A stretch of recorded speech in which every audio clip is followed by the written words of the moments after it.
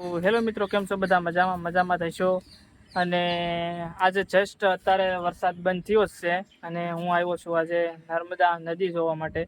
તો હું તમને ચાલો નર્મદા નદી બતાવું.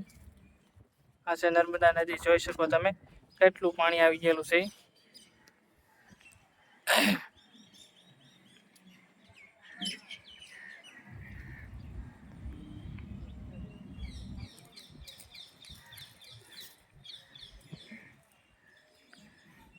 સામે જે દેખાય છે તે ભરૂચ છે, આ જોઈ શકો તમે.